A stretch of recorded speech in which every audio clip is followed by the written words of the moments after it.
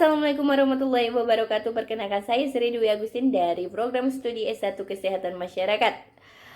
Di sini saya akan memberikan hasil review jurnal yang kaitannya dengan penyakit leukemia untuk memenuhi tugas mata kuliah surveillance kesehatan masyarakat dengan dosen pengampu Bapak Hamdan SKM MKN. Sebelumnya saya akan memaparkan tentang penyakit leukemia. Penyakit leukemia ini apa sih? Penyakit leukemia ini merupakan kanker darah yang akibat tubuh memproduksi sel darah putih yang terlalu banyak atau abnormal. Sel darah putih sendiri ini merupakan bagian dari sistem kekebalan tubuh manusia yang diproduksi di dalam tulang sumsum. Ketika tulang sumsum memproduksi sel darah putih yang terlalu banyak, maka sel darah putih tersebut akan mengalami perubahan serta gangguan pada tubuh manusia secara efektivitas.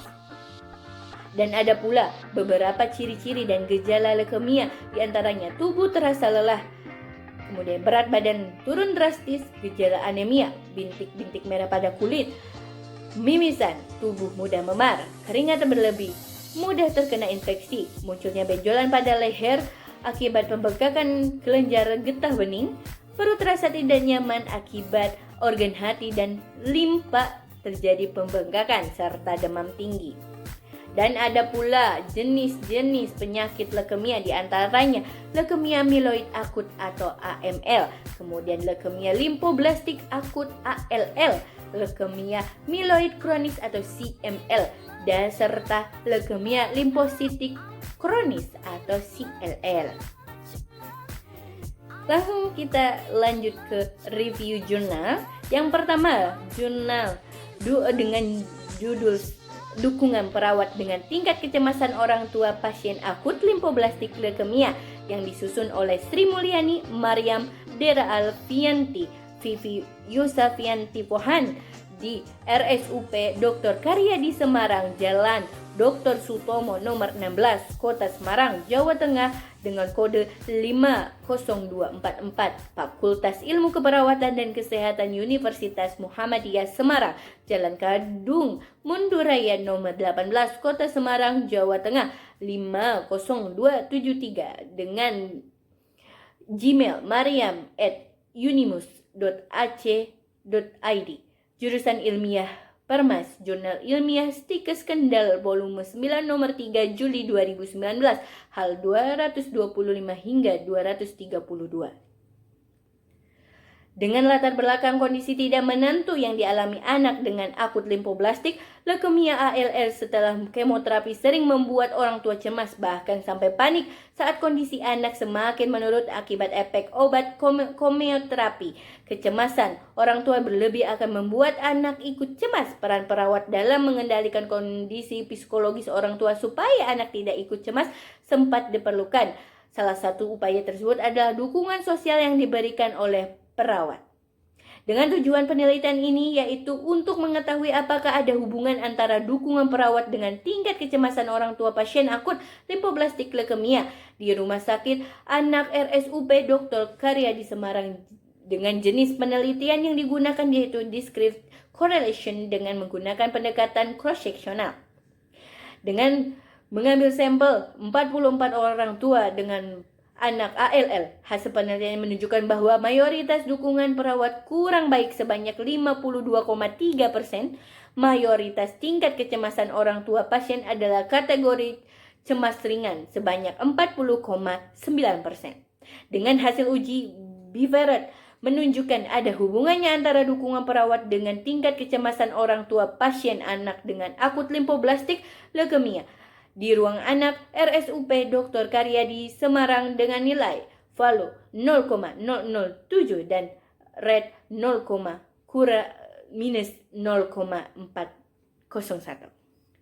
Kelebihan dari jurnal ini, hasil penelitian ini yaitu terdapat baik dan kurang baiknya dalam penelitian ini dengan menggunakan desain cross-sectional. Terdapat kelompok responden mendapatkan dukungan, namun responden tersebut kurang menerima dukungan tersebut, dan baiknya terdapat perawat yang melakukan perawatan dengan baik dan memfasilitasi kebutuhan pasien. Jurnal kedua yaitu dengan Judul Pengaruh Kemoterapi Terhadap Profil Hematologi pada Penderita Leukemia Limfoblastik Akut, disusun oleh Ineke Pinontoan, Max Manentik, Novi Rempengan, dengan Ilmu Kesehatan Anak Fakultas Unsrat Manodo, dengan Gmail ikefin@gmail.com.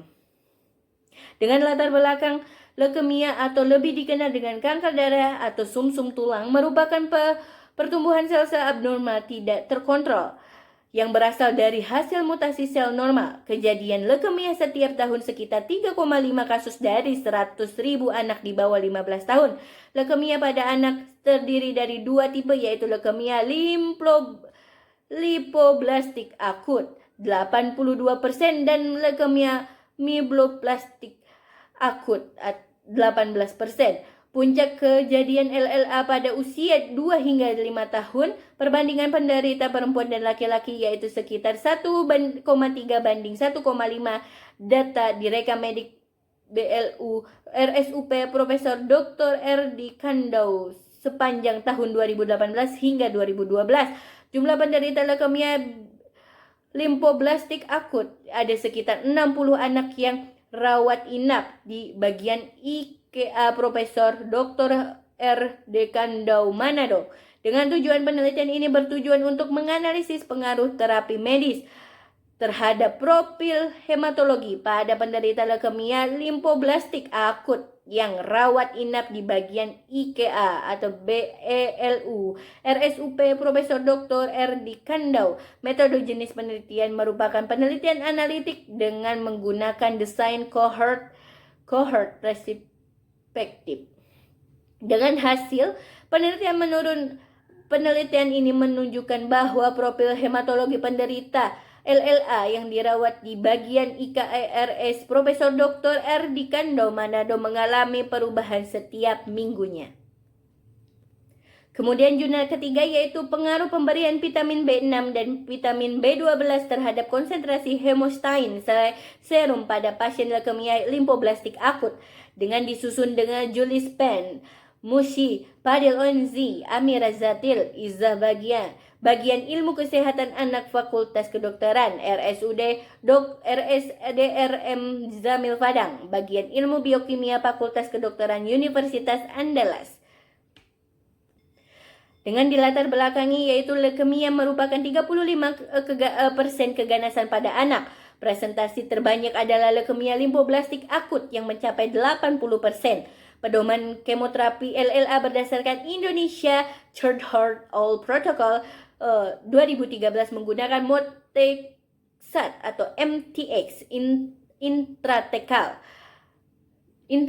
dan intravena, bekerja menghambat enzim dihidrofolat reduktase atau DHFR, menyebabkan peningkatan konsentrasi hemostatin yang mempunyai efek neurotoksisitas. Vitamin B6 dan B12 adalah kofaktor enzim yang berperan pada remethylation dan transpoperation yang dapat menurun konsentrasi hemostatin. Dengan tujuan penelitian ini untuk mengetahui pengaruh vitamin B6 dan B12 terhadap konsentrasi hemostatin pada pasien LLA yang mendapat MTX intratekal dan MTX intravena dosis tinggi. Dengan menggunakan metode penelitian case control study free and forced control group design pada pasien LLA yang dirawat di bagian anak RS Dr. M. Diamil Padang dari Januari hingga Juni 2017, jumlah sampel kelompok kontrol dan perlakuan 10 orang. Kelompok perlakuan mendapat vitamin B6 20 mg per hari dan B12 0,5 mg per hari selama 6 minggu. Dengan hasil konsentrasi hemostatin awal kelompok kontrol 11,72 dan setelah 6 minggu yaitu 11,630, yaitu tidak berbeda bermakna secara statistik, yaitu kurang lebih dari 0,05. Kelompok perlakuan konsentrasi awal yaitu 12,05 dan setelah 6 minggu yaitu 10,07. berbeda bermakna secara statistik, yaitu kurang dari 0,05. Pemberian vitamin B6 20 mg per hari dan B12 0,5 mg per hari menurunkan rata konsentrasi hemostatin, yaitu sekitar 1,966, bermakna secara statistik yaitu kurang dari 0,05. Dengan kelebihan dan kekurangannya ya, pada penelitian ini yaitu dengan menggunakan desain case control sangatlah membantu penelitian ini untuk membandingkan data berdasarkan gender dan kelompok umur, sedangkan pada penelitian ini tidak dilakukan penelitian gejala dan tanda-tanda klinis neurotoksisitas akibat peningkatan homostatin pada subjek penelitian. Dan pada kelompok kontrol tidak dapat perbedaan rata konsentrasi hemostatin serum. Selain itu, juga pada awal pemeriksaan setelah mendapatkan MTX. Mungkin cukup sekian pemaparan dari kami, pemaparan teruntuk saya. Mungkin cukup sekian pemaparan hasil review jurnal yang terkait dengan penyakit leukemia. Kurang lebihnya mohon maaf. Wabillahi taufiq wal hidayah. Wassalamualaikum warahmatullahi wabarakatuh.